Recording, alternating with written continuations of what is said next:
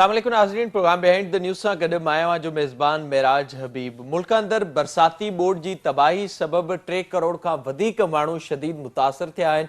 सॼे मुल्क में जेके हुकूमती अंगखर आहिनि उन्हनि मूजिबि 30 अरब डॉलरनि खां मथे जो नुक़सानु थियो आहे ऐं बरसाती बोर्ड जी आयल तबाही सबबि सभ खां वधीक मुतासिर थींदड़ सूबो सिंध ऐं बलूचिस्तान आहे। इन सॼी सूरत हाल में जिते करोड़े माण्हू रोडनि ते दरबदर आहिनि, लखे माण्हू इन वक़्तु बीमारियुनि में वढिजी चुका आहिनि, त उते ई हुक्मराननि जी संजीदगी इन ॻाल्हि ते आहे त ईंदड़ चूंडुनि जे लाइ कीअं माहौल ठाहिजे, कीअं पंहिंजो हिसो वठिजे ऐं मुक़ररी जे लाइ कीअं माहौल ठाहियो वञे। मुल्क अंदरि हिन वक़्तु सियासत इन ॻाल्हि ते हले पई त इमरान ख़ान मार्च जो सोचे पियो, इमरान ख़ान वरी इस्लामाबाद जो अचण जो सोचे पियो, मुस्लिम लीग नून जा जेके केस हुआ उहे ख़तमु थियनि पिया ऐं उन ई सॼे मामले ते मुल्क में सियासत हले पई, जॾहिं त जेके दरबदर थींदड़ माण्हू आहिनि उन्हनि जी का बि वाहुर नज़र न पई अचे।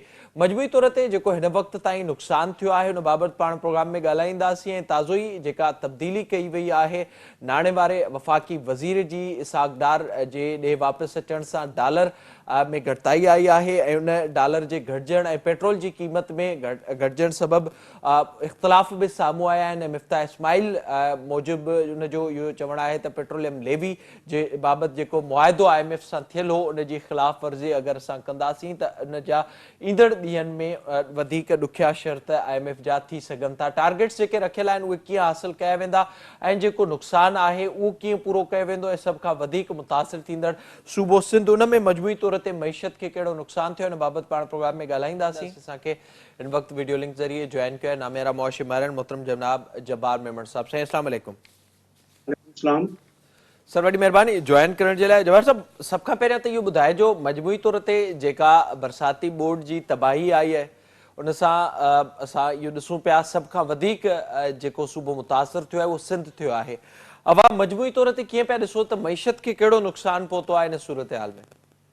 ॾिसो, हिन वक़्तु कल्ह तव्हांखे यादि हूंदो त प्राइम मिनिस्टर जेको आहे सो वन डैशबोर्ड जेका आहे सिचुएशन क्रिएट कराइण जी डिजिटलाइज़ेशन जेका आहे हिकिड़े ज़राए सां कोशिशि कई, जंहिंखे पाण प्राइम मिनिस्टर वरी छा कयो, रिफ्यूज़ कयो त मां हिनखे इनागुरेट नथो कयां, छाकाणि त इन में जेको आहे सो इंस्टेंटली यानी जेके बि लेटेस्ट यानी तबाहकारियुनि जे हवाले सां जेका क्वांटिफिकेशन अंग्रेजी में लफ़्ज़ चइजे त हिकिड़ी जेका आहे सा क्वांटिफाई करे सघिजे त केतिरो लॉस थियो आहे। हाणे इहो लॉस जेको आहे सो NDMA जे वेबसाइटुनि ते तव्हांखे नज़र अचे वेठो त प्राइम मिनिस्टर जो ख़्यालु इहो हो त सॼी दुनिया जेका आहे सा पाकिस्तान खे मदद में जेका हामी भरी आहे उन जे पोयां वर्ल्ड बैंक वग़ैरह जेको आहे सो पाकिस्तान खे चवनि थियूं। इवन सिंध जे चीफ मिनिस्टर खे सिधो सो उन्हनि चयो त तव्हां पंहिंजा कागर ठाहे ॾियो, असांखे जेको आहे सो हिकिड़ो ऑथेंटिक मुस्तनिद सर्वे बेस जेको आहे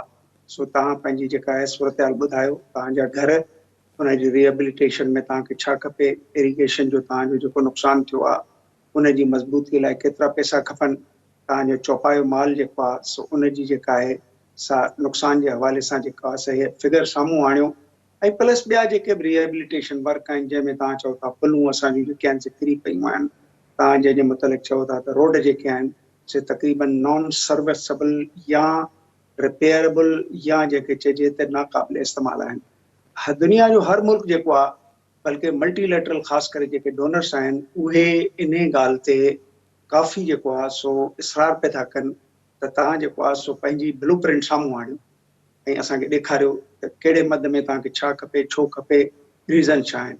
वापसि अचूं जेकॾहिं यूनाइटेड नेशन अॼु तव्हां ॾिठो हूंदो अख़बार में कि $900 मिलियन जे नज़दीक जेको वॾी रक़म आहे, $100 बिलियन तव्हां सम्झो था त जेको आहे सो 2225 अरब रुपया आहिनि, वॾा पैसा आहिनि। उहा जेका आहे सा उन जी हिकिड़ी तक़रीबन फिगर साम्हूं आई आहे। यूनाइटेड स्टेट्स ऑफ अमेरिका चयो आहे त ठीकु आहे $132 मिलियन असां तव्हांखे स्वैप था कयूं, तव्हां ख़र्च कयो, उहे ॾिसंदा त कहिड़े तरीक़े सां उहे ख़र्च थियनि था। अहिड़ी तरीक़े सां मुख़्तलिफ़ मुल्कनि जे तरफ़ां जेके शयूं काइंड में अचनि वेठियूं उन जे मथां बि इसरार आहे त ट्रांसपेरेंट शफ़ाफ़ियत वारे तरीक़े सां माण्हुनि जी जेके घुर्जुनि जी लेवल आहे उन खे उन मुताबिक़ पूरो कयो। जिते जेतिरी घुर्ज आहे उन मुताबिक़ उनखे जेको आहे सो इमदाद ॾिनी वञे।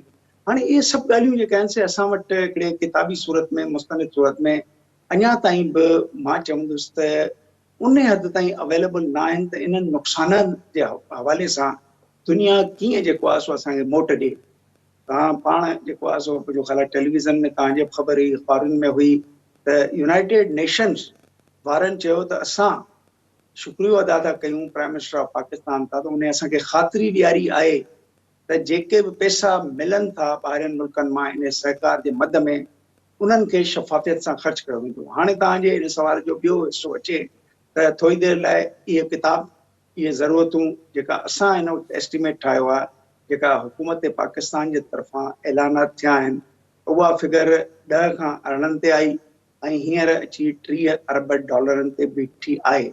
हाणे उन 30 अरब डॉलरनि जे हवाले सां जेकॾहिं असां इहो चऊं त इहा टोटल तव्हांजी जेका बहालकारी तव्हांजे घरनि जी, तव्हांजे जेको आहे सो 4000 खां वठी 5000 किलोमीटर रोड ख़तम थी विया, तव्हांजा 145 जेके आहिनि से पिलूं ऐं डैम्स जेके आहिनि से किरी पिया, ऐं उन खां अलावा तव्हांजे ज़मीनुनि में जेको बि हिकिड़ो डी वाटरिंग जो प्रोसेस आहे उन खां पोइ ॾिसबो त केतिरियूं जेके आहिनि ज़मीनूं क़ाबिले काश रहनि थियूं रहनि। मुंहिंजे पंहिंजे ख़्याल में को प्रॉब्लम मूंखे नथो नज़र अचे त डी वाटरिंग खां पोइ ज़मीन में शायदि चयो वियो आहे त हिकिड़ो ज़िंक जेको आहे उनजी आमेज़श थी आहे इन सॼे बरसातुनि जे करे, कोहे सलमान जे वक़्त करे त जेका प्रोडक्टिविटी आहे उहा बहितर थी। हाणे असांजे नुक़सानात जो तकनीको लॻायूं त सिंध में आख़िर छा नुक़सानु थी सघे थो। सभ खां वॾो नुक़सानु त सिंध खे थियो आहे। हाणे उन सॼे नुक़सान में जेकॾहिं सिंध जी GDP खे असां पाकिस्तान जे क़ौमी मजमूई पैदावार जो 25% सम्झूं ऐं इहो क्लेम कयो थो वञे त 40 खां 45% जेको वापारु आहे परॾेही जेके चइजे एक्सपोर्ट्स, उहो सिंध में पैदा थियल शयुनि जे ज़रिए पाकिस्तान जे एक्सपोर्ट्स जो हिकिड़ो हिसो आहे, वॾी फिगर आहे।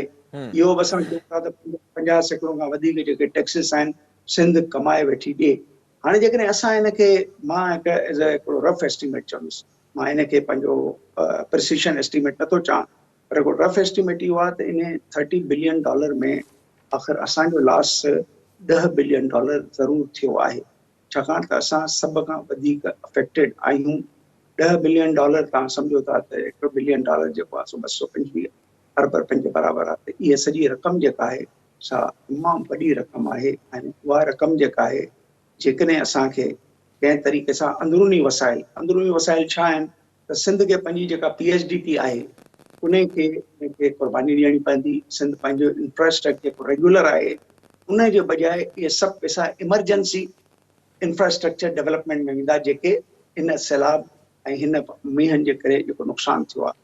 माना 500 खां वठी 600 अरब रुपया असांखे इन पासे मोकिलणा पवंदा, प्लस जेका हिकिड़ी सरप्लस बजट जी जेका तक़ाज़ा हुकूमत कई उन जे बजाए असां जेको आहे सो डेफिसिट बजट में वेंदासीं। प्लस जेका असां वटि जेके रिसिप्ट्स आहिनि फेडरल गवर्नमेंट मां, इहो ॾिसणो पवंदो त हिन बोर्ड जा ऐं हिन जेको आहे वकारे ऐं बरसातुनि खां पोइ छा टैक्स कलेक्शन 7500 खां मथे रहंदी या हेठि ईंदी। हिन महीने ऐं पोएं महीने को अहिड़े क़िस्म जी तशवीशनाक सूरत हाल कोन्हे, छाकाणि त इहे पैसा जेके कलेक्ट थियनि था टैक्सिस जे मद में ख़ासि करे उहे हिकिड़े विरासती पूल मां असांखे बि 56-57% मिलनि था।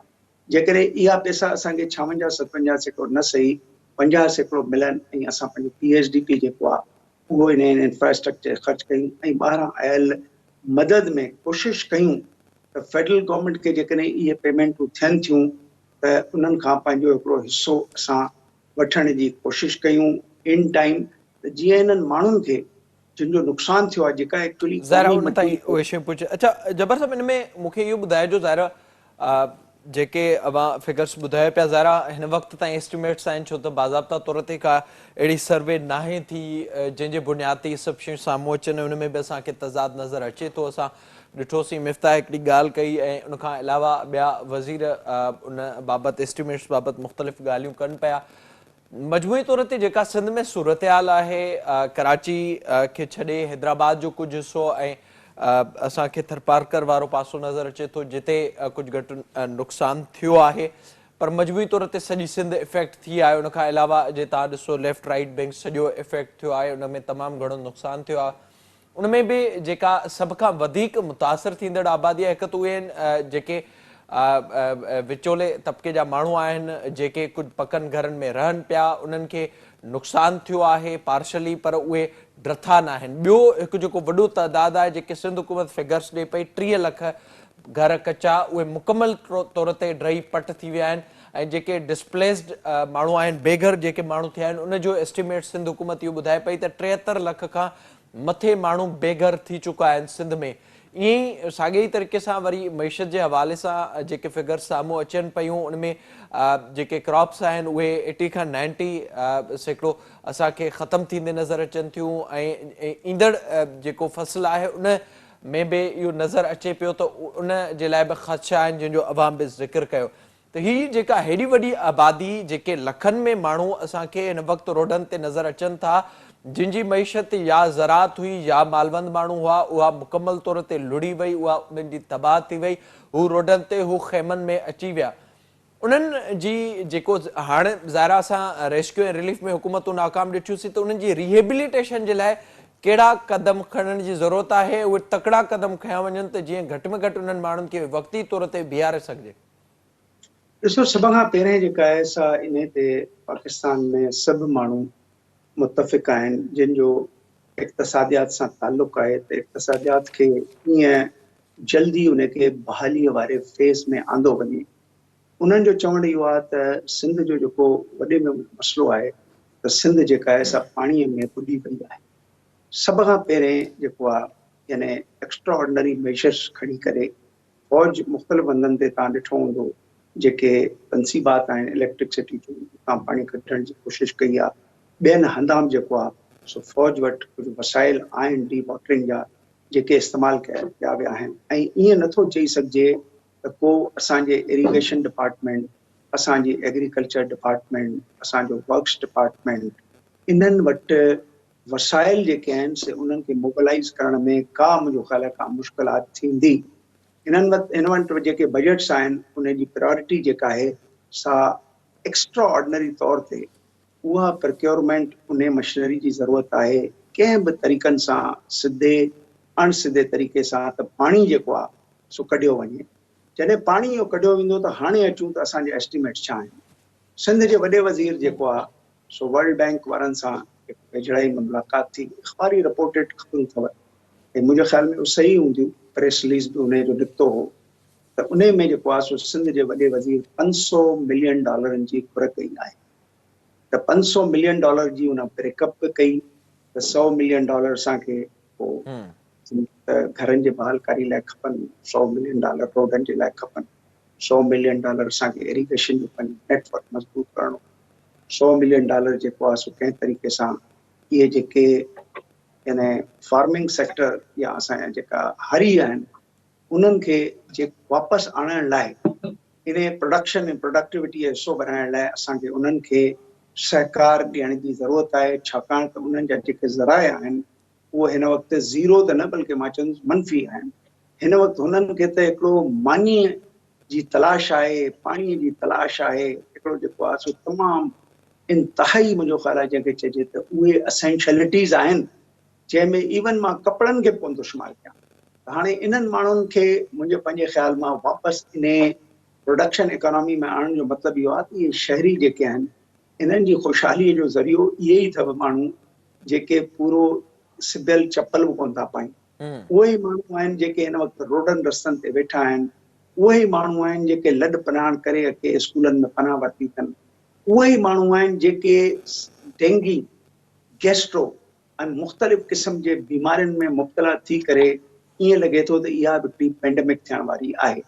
त हाणे इन्हनि माण्हुनि जे लाइ जेका घुर तव्हांखे चीफ मिनिस्टर जेकॾहिं $500 मिलियन करे वेठो त मुंहिंजे पंहिंजे ख़्याल में त शायदि इहा तमामु घणी कोन्हे, पर घणी ग़ैर मुनासिब बि न आहे। उन खां अलावा बि यूनाइटेड नेशंस जेका आहे सा उन जो हिकिड़ो हिसो $800-900 मिलियन मां असांखे मिलणु खपे। अमेरिकन्स जेकॾहिं $132 मिलियन जेके आहिनि से उहे कया आहिनि। चाइनीज़ जेको आहे सो रंबीअ में हिकिड़ो वॾो अमाउंट ॾिनो आहे।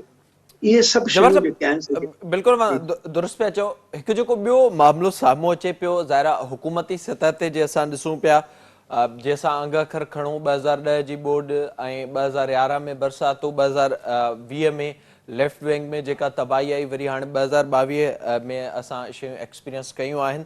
तो उनमें जेको हिकु वॾो मामिलो साम्हूं आयो आहे उहो इहो आयो आहे त जेके इमदाद अचे बि अथी उहा ख़र्च बहितर तरीक़े सां नथी थिए। खणी पोइ उहा एरिगेशन जी मद में आई हुजे, रिहेबिलिटेशन जी मद में आई हुजे या उन टाइम ते रेस्क्यू जी मद में आई हुजे, उहा ख़र्च बहितर अंदाज़ में न थियण जो बि हिकु वॾो सबबु आहे जो हिन वक़्त ताईं असांखे शयुनि में मुश्किलातूं बि साम्हूं आयूं आहिनि। उन जे लाइ मां छा था सम्झो त कहिड़ो मैकेनिज़म हुअणु घुरिजे जेके एॾा पैसा ईंदा मुख़्तलिफ़ इदारनि जो जंहिंजो अवां ज़िक्र कयो पिया त उन बाबति को बहितर मैकेनिज़म हुजणु घुरिजे त जीअं जेको माण्हू जिन खे नुक़सानु थियो आहे उन्हनि ताईं शयूं पहुची सघनि। ॾिसो, पहिरीं ॻाल्हि त इहा जेका तव्हां ॻाल्हि कई उन में कंहिं बि शक ऐं शुबे जी गुंजाइश ई कोन्हे त असां वटि जेको आहे सो मूंखे तमामु हिकिड़ो ॾुख बि थिए थो इहा ॻाल्हियूं कंदे त अहिड़नि मौक़नि ते बि अपॉर्चुनिटीज़ जेके आहिनि से माण्हू हासिल पिया था कनि, जंहिंखे करप्शन चइजे, जंहिंखे जेको आहे सो गैर शफ़ाफ़ियत चइजे, जंहिंखे यानी हिकिड़ी आङुर पई थी खॼे दुनिया जे तरफ़ां। इहा कहिड़ी असांजी दुनिया में जेका आहे साख आहे त यूनाइटेड नेशन जो सेक्रेटरी जनरल अची करे प्राइम मिनिस्टर खां इन ॻाल्हि जी ख़ातिरी पियो थो कराए त तव्हां जेको आहे सो शफ़ाफ़ियत रखंदव इन सॼे मिलियल इमदाद में शक कोन्हे। हाणे अॻिते अचूं त छा थियणु खपे।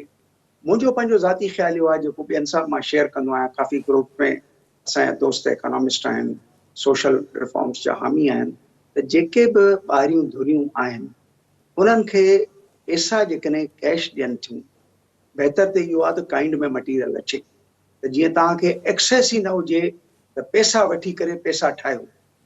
कंहिं तरीक़े सां फर्स्ट प्रायोरिटी इहा हुअणु खपे। हाणे जेकॾहिं इहा प्रायोरिटी में थोरो टाइम लॻंदो, छाकाणि त ॿाहिरीं हंध ते जेकॾहिं कंस्ट्रक्टेड हाउसिस अचनि था, कंस्ट्रक्टेड जेकॾहिं अॼुकल्ह त रोडनि जा पैचिस पिया था ठहनि, यानी जेकॾहिं मूंखां पुछो हिकु डिजिटलाइज़ेशन जो ज़मानो आहे, साइबर जो ज़मानो आहे, ऑफ कोर्स जेकॾहिं असां इहे चऊं जेकॾहिं ईअं न वेठो थिए, ॿियो तरीक़ो इहो आहे त इन्हनि डोनर्स खे असां पाण ई चऊं त अचो असां शफ़ाफ़ियत जी ज़िमेदारी खणूं था, तव्हां असां सां हिकिड़ी ऑडिट पार्टीज़ रखो, तव्हां पाण बि हुजो, तव्हां सॼी इहो ॾिसो ऐं प्लस हिकिड़ी शफ़ाफ़ जंहिंखे चइजे त नो क्वेश्चन बेस्ड पाकिस्तान में तमामु घणियूं NGOs अथव।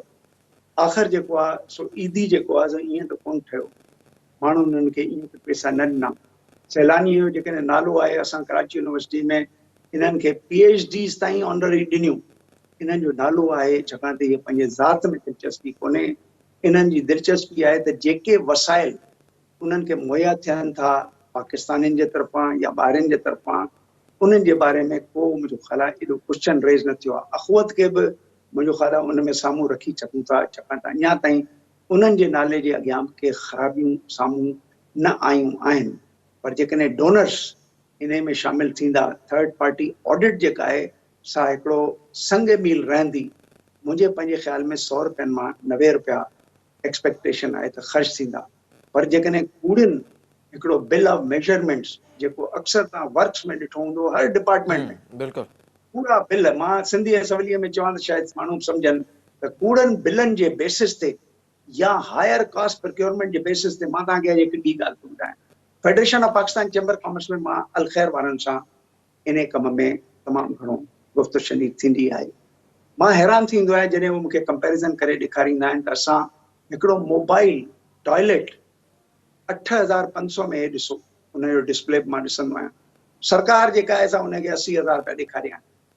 मूंखे ॿुधायो त इहे सॼो जेके फ़र्क़ु आहिनि उनखे ॾिसी करे कॾहिं कॾहिं मूंखे मजबूर थियणो पवंदो आहे इहो चवण में त असांजी शफ़ाफ़ियत ते आङुर उथियल आहे। उथनि थियूं ऐं बिल्कुलु मां दुरुस्त पिया चओ त उहे जी बहितर उथनि पियूं ऐं ज़ाहिरा उन ते केतिरा ई सवाल हिन वक़्तु में मौजूदु। वॾी महिरबानी अमां जी जब्बार साहब, thank you so much join करण जे लाइ। जेको हिन वक़्तु मामिलो साम्हूं अचे पियो, दुनिया में इमदाद मिले पई, उनजो सिलसिलो जारी आहे, पर उन जी जेका विरासत आहे ऐं शफ़ाफ़ियत उन ते केतिरा ई सवाल उथनि था। ऐं जीअं जब्बार साहब ॿुधायो त उन जी ऑडिट थियणु घुरिजे ऐं उन्हनि इदारनि खे उन में इन्वॉल्व कयो वञे जिन जी क्रेडिबिलिटी मुल्क अंदरि हुजे त शयूं बहितर अंदाज़ में माण्हुनि ताईं पहुची सघनि थियूं, न त ईअं ई कागज़नि जो पेट भरियो वेंदो जेको हिन वक़्त में जारी आहे। पाण प्रोग्राम में वधीक ज़िक्र कंदासीं जेको ज़राअत खे नुक़सानु थियो आहे ताज़ी बरसाती बोर्ड जी तबाही खां पोइ, इन बाबति वक़्तु ब्रेक जो असां सां गॾु।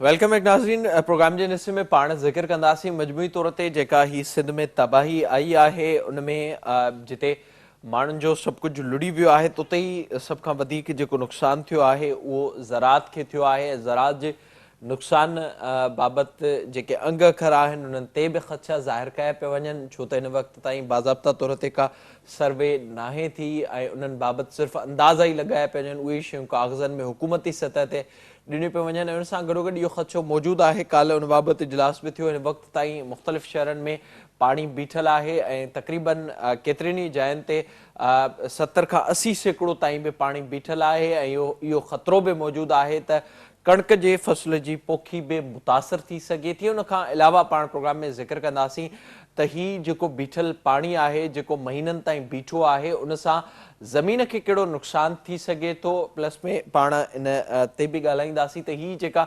मजमूई तौर ते सूरत हाल असांखे नज़र अचे पई। 2010 जी महाॿोॾि, 2011 में बरसातूं, 2020 में असां ॾिठोसीं LBOD सबबु आयल तबाही ऐं हाणे 2022 जी सूरत हाल हिन जा सबबु कहिड़ा आहिनि उन बाबति जॉइन करण जे लाइ असांखे जॉइन कयो आहे मोहतरम जनाब महमूद नवाज़ शाह साहिबु असां सां गॾु मौजूदु आहिनि। पाण आबादगार अख़बार आहिनि। साईं अस्सलाम वालेकुम। जी साईं वालेकुम अस्सलाम। सर वॾी महिरबानी जॉइन करण जे लाइ। सभ खां पहिरियां नाज़रीन खे इहो ॿुधाइजो जेका ही तबाही बरसाती ॿोॾि जी सूरत में आई आहे ऐं जंहिंजे करे असांखे लखे माण्हू रोडनि ते नज़र अचनि पिया, ज़राअत खे केतिरो नुक़सानु थियो आहे मजमूई तौर ते? साईं तव्हांजी महिरबानी। सभिनी खां पहिरीं साईं ॻाल्हि इहा आहे त जॾहिं असां इहो महीनो खनि पहिरीं पाण सभिनी ॻाल्हि पे कई त नुक़सानु केतिरो थियो आहे, त इहो नुक़सानु असां थियो पिए जेको ख़रीफ़ जे मौसम में नुक़सानु थियो आहे। ख़रीफ़ जा यानी ऊन्हारे जा जेके बि फ़सुल हुआ उहे अलावा 25% छॾे करे बाक़ी सभिनी शयुनि जो नुक़सानु थी वियो हुजे, नुक़सानु थी वियो आहे उहो। ऐं उन्हनि फसलनि में बि पुठी थी, खजी, पाण वटि बसर, टमाटो, इहे सम्झो त 80 खां 100% ऐं किन इलाइक़नि में जेके आहिनि से बिल्कुलु ख़तमु तबाह बर्बाद थी विया हलिया। सिंध में जेको हाणे वञी थुले लेखे फ़सुलु बचियो आहे उन में थोले लेखे तव्हांजो थोरो घणो सारे जो फ़सुलु बचियो आहे ऐं तव्हां वटि कमंद जो फ़सुलु जेको वॾनि फ़सुलनि मां बचियो आहे। बाक़ी गाह वाह सभु जेके आहिनि से तव्हां वटि ख़तमु थी विया हलिया आहिनि। मालवनि तव्हांखे ख़बर आहे त असां वटि ॿाराड़ीअ में हर को माण्हू को इनफॉर्मल सेक्टर आहे जंहिंमें हर को माण्हू पाण वटि को बकरी को मेह ठाहे थो। ॾिसो हिकिड़ो त इहो जेको तव्हांखे ॿुधायमि त ज़राअत ऐं माल जो नुक़सानु थियो, गॾोगॾु जंहिंजो ज़िक्र एतिरो न पियो थिए उहा शइ आहे त जेको ॿाराड़ीअ में जेके माण्हुनि जा भांडा हुआ, उन में ॿिज रखियल हुआ, माल बीहारण जूं जायूं हुयूं, उहे सभु जेके आहिनि से हिन वक़्तु किरी पियूं आहिनि। हाणे इहो नुक़सानु पंहिंजी जाइ ते, हाणे जिन जायुनि ते पाणी बीठो आहे उन्हनि में जे देरि थींदी त तव्हां सम्झो त ईअं कोन्हे त नुक़सानु हिकिड़ो गिलास हो जेको भॼी पियो आहे उहो नुक़सानु थियो आहे। हीअ त जीअं पाण अॼु ॻाल्हायूं पिया त इहो नुक़सानु हिन वक़्तु बि जारी ऐं सारी आहे। ऐं जे अगरि जिन इलाइक़नि मां पूरो पाणी न निकितो ऐं पोखियूं न थियूं त इहो नुक़सानु जिन जे बारे में पाण करियूं पिया इहो ॿीणो ऐं अढाइणो थी वेंदो हलियो, जिन फैक्ट्स फिगर्स ऐं नंबर्स जी असीं हिन वक़्तु ॻाल्हि करियूं पिया। शाह साहब इहो ॿुधाइजो मजमूई तौर ते जेका ही सूरत हाल पैदा थी आहे ऐं ज़ाहिर मामूल खां वधीक बरसातूं, इन जो बुनियादी तौर ते सबबु कहिड़ो पिया ॾिसो? ॾिसो इन जा सभिनी खां पहिरीं ॻाल्हि असांखे हिकिड़ी ॻाल्हि क्लैरिफाई करे सम्झणु खपे त दरिया जी ॿोॾि कान हुई। दरिया में तव्हां वटि कोटड़ी बैराज मां मैक्सिमम पाणी 7.7 लख लॻियो आहे, सखर मां 6.6 लख लॻियो आहे। इहा हिकु नॉर्मल पाणी आहे। हाई फ्लड हिकिड़ो टेक्निकल टर्म्स में पाणी चवंदा आहिनि त माना वधीक पाणी जेको आहे सो वियो आहे।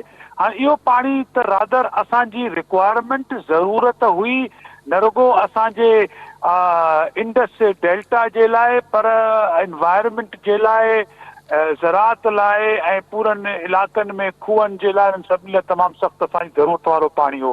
हाणे मींहंनि जो पाणी आयो असांजी नज़र में अगरि असांजी थोरी प्रॉपर मैनेजमेंट हुजे हा, उन में LBOD पूरो फंक्शनल हुजे हा, उन जो पूरो इंफ्रास्ट्रक्चर 100% फंक्शनल हुजे हा, गवर्नेंस थोरो बहितर हुजे हा त जीअं माण्हुनि जिते कट हया किथे माण्हुनि बंदि कया उहे शयूं न हुजनि हा, मंछर खे अगर प्रॉपरली पहिरीं ख़ाली करियो वञे हा, उनखे 122 ऐं 123 ताईं न छॾियो वञे हा, दरिया जॾहिं घटि हो त उनखे ख़ाली कयो वञे हा, त इहे जेके असां वटि हींअर 6-6 8-8 फुट पाणी बीठा आहिनि, त उन में शायदि असांजो नुक़सानु जेको आहे सो थोरो घटि थिए हा।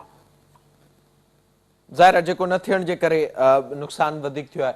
शादाब इहो बि ॿुधाइजो जेका ही सूरत हाल असांखे नज़र अचे पई ऐं ज़ाहिर आहे जेको नुक़सानु हिकिड़ो त थी चुको, हिकु ॿियो नुक़सानु जेको थियण वारो आहे या जंहिंजो इम्कान ज़ाहिर कए पियो वञे, पाणी हिन वक़्त ताईं तक़रीबन 50% मजबूरी तौर ते निकितो आहे, अञा पाणी बीठल आहे केतिरनि ई शहरनि में 70 खां 80% ताईं बीठल आहे। काल्ह वॾे वज़ीर खे बि इहा ई ब्रीफिंग ॾिनी वई आहे त ईंदड़ जेको फ़सुलु आहे कणिक जो, उन लाइ अव्हां खे सूरत हाल कीअं पई नज़र अचे ऐं हुकूमती क़दमनि खे अव्हां कीअं पिया ॾिसो?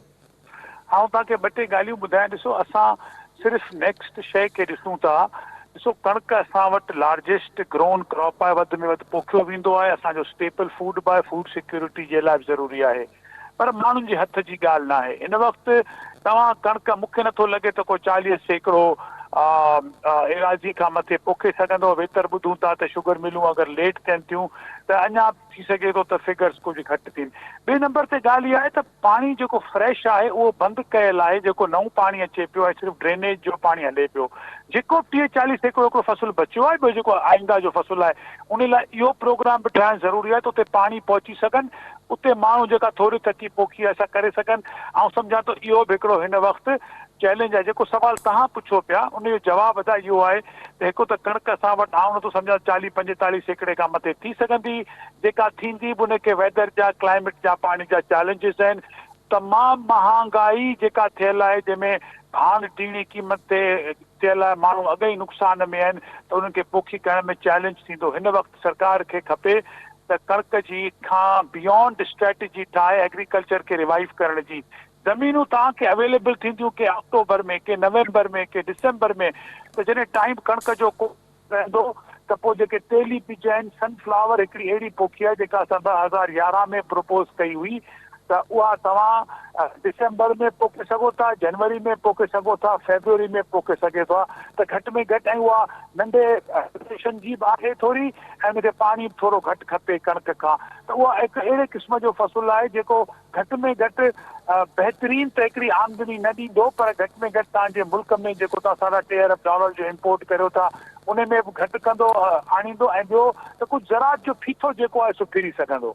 अच्छा साहब, इन में इहो बि ॿुधाइजो, ज़ाहिर जेका काल्ह हिकु रिपोर्ट साम्हूं आई आहे UN जी, उन में इन जो ज़िक्र कयो वियो आहे त हिन साल मामिलो साम्हूं अची सघे थो खुराक जी खोट जो, ऐं उन बाबति इहो बि ॿुधायो वियो आहे त लखे माण्हू उन सां मुतासिर बि थी सघनि था। उन जो बि टारगेट उन रिपोर्ट मूजिबि बि सिंध सभ खां वधीक आहे। वॾे वज़ीर पारां जेका घुर कई वई आहे तक़रीबन $100 मिलियन जी ॿीहर रिवाइव करण जे लाइ, बहितर करण जे लाइ, अव्हां छा था सम्झो जेको नुक़सानु थियो आहे, या जीअं मां इंट्रो में ज़िक्र कयो त जेके मुतासिर थींदड़ माण्हू आहिनि उन्हनि जी अक्सरियत जो गुज़र सफ़र या ज़रात ते हुजे थो, या उहे माण्हू मालवंद हुजनि था, त उन जे लाइ कहिड़ा तकड़ा क़दम खणण जी ज़रूरत आहे, कहिड़ा प्रोग्राम शुरू करण जी ज़रूरत आहे त जिन माण्हुनि जो सभु कुझु विञाइजी चुको आहे उन्हनि खे ॿीहर बीहारे सघिजे? आउं हिकिड़ी तव्हांखे थोरी गुज़ारिश करियां त जेका हिन वक़्तु ॿारहाड़ी जी मईशत तमामु घणी अफेक्टेड आहे, उन जो असरु इहो ॿारहाड़ी ताईं न रहंदो, ऐं इन जो असरु सिर्फ़ु जेको फूड सिक्योरिटी जी ॻाल्हि कई पई वञे इन ताईं न रहंदो।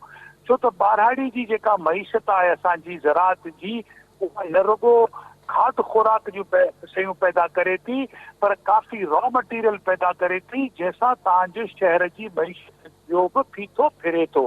तव्हांजी जेका लार्ज स्केल मैन्युफैक्चरिंग आहे, तव्हांजे मुल्क जा फैक्ट फिगर्स इहो शो था कनि त उनजो अॼु बि 25% डायरेक्टली जेको आहे सो ज़रात मां अचे थो, जंहिंजे करे तव्हांजी लार्ज स्केल मैन्युफैक्चरिंग बि थिए थी। त इन जो असरात जेके आहिनि से तव्हांजे ॿारहाड़ीअ खां पोइ शहरनि ते तमामु गहरा ऐं गंभीर जेके आहिनि से उहे पवंदा। जेसिताईं ॿारहाड़ीअ जो तालुक़ु आहे, ॾिसो उन में बि 38% डायरेक्टली एम्प्लॉयड प्रोवाइड करे थो ज़रात, इंडस्ट्री जे अलावा आहिनि। त ज़ाहिर सी ॻाल्हि आहे यार, अगरि तव्हां 12 महीना अगरि हुननि जो पूरो रोज़गार जेको आहे सो बंदि करे छॾींदो त उनजो तमामु वॾो इम्पैक्ट पवंदो। अच्छा, तव्हां ॾिसो कोरोना जॾहिं शुरू थियो त त उहो बि हिकिड़ो डिज़ास्टर हो इन मेकिंग, पर उन जे लाइ सरकार 1200 अरब रुपया बिज़नेस ऐं इंडस्ट्री खे ॾिना, जेके ऑफिशियल फिगर्स आहिनि जेके अख़बारुनि में चारो तरफ़ छपिया। असां चऊं था ठीकु कयो। हाणे असांजो अर्ज़ु ऐं सवाल इहो आहे त ही कोविड खां वॾो डिज़ास्टर आहे या Yes, नंढो of course. डिज़ास्टर आहे? मुंहिंजी नज़र में इहो कोविड खां वॾो डिज़ास्टर आहे।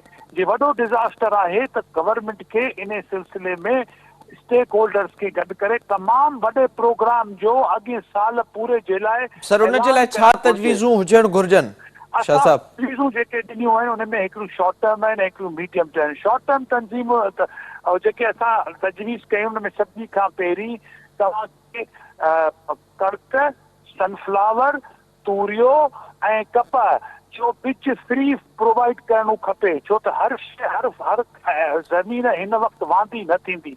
ॿिए नंबर ते कॉस्ट ऑफ प्रोडक्शन खां बचण जे लाइ जेको फर्टिलाइज़र आहे उनखे अधु क़ीमत ते अॻिए साल जे लाइ उनखे सब्सिडाइज़ कयो वञे, उहो ज़राअत पेशा माण्हुनि खे प्रोवाइड कयो वञे। वैक्सीनेशन मालवंदनि खे उहे फ्री प्रोवाइड कयूं वञनि ऐं ॿियूं जेके दवाऊं ऐं जिन जी बीमारियुनि जे करे हिन वक़्तु जानवर मरनि घणा पिया उन खां बचाव जे लाइ उहा शइ फुल फौरी प्रोवाइड कई वञे ऐं जेके लॉस थिया आहिनि उन्हनि खे कॉम्पनसेट कयो वञे। टे नंबर ते असांजे नंढे ज़मींदारनि खे ऐं नंढे हारियुनि खे इंट्रस्ट फ्री एग्रीकल्चर लोन ॾियणा खपनि। उन सां मुश्किल सां हुकूमत सिंध जा 15 अरब रुपया ख़र्च थींदा अगरि इंट्रस्ट फ्री लोन प्रोवाइड कंदा। इहे अगरि टे चारि शयूं कंदा ऐं पाणी कढाईंदा एग्रेसिवली ऐं फ्रेश पाणी प्रोवाइड कंदा एरियाज़ में त असांजो कुझु बचाव थी सघे थो। न त जेको एग्ज़िस्टिंग सिनेरियो हिन वक़्तु हले पियो त रुगो जस्टिफिकेशन ॾियण त तमामु वॾो डिज़ास्टर अनफॉर्चुनेटली इहो बाराड़ी में इहो शइ जेका आहे सा मदद कान पई करे ऐं असांजी नज़र में जिते डी वाटरिंग वग़ैरह में जेका एनर्जी हुजणु खपे, कोशिश ऐं काविश हुजणु खपे, उहा उहा बि ग्राउंड ते घटि आहे नज़र जेका नथी थिए अचे। पई। बिल्कुलु अवां दुरुस्त पिया चओ। वॾी महिरबानी अवां जी। Thank you so much Shah साहब प्रोग्राम में वक़्तु ॾियण जे लाइ। जेका मजमूई तौर ते सिंध में सूरत हाल नज़र अचे पई, सभ खां वधीक जेके मुतासिर थींदड़ माण्हू आहिनि जिन जो सभु कुझु विञाइजी चुको आहे, उन्हनि जी मईशत खे सभ खां वधीक नुक़सानु पहुतो आहे, उहे माण्हू जेके जिन जो गुज़र सफ़र ज़राअत ते हुजे थो या जेके माण्हू मालवंद हुजनि था उन्हनि जे लाइ हुकूमत खे तकड़ा क़दम खणण जी ज़रूरत आहे। ऐं इन सॼे मामले में सभ खां अहम ॻाल्हि इहा आहे जंहिंजो बार बार ज़िक्र थिए पियो ऐं जंहिंजो सॼी दुनिया ज़िक्र करे पई त इन मामले में शफ़ाफ़ियत हुजणु घुरिजे, जेका हिन वक़्त ताईं नज़र नथी अचे। इन सां प्रोग्राम जो पंहिंजी गुज़ारी त पोइ पंहिंजे मेज़बान मेराज बि ॾींदा इजाज़त। अला भाई।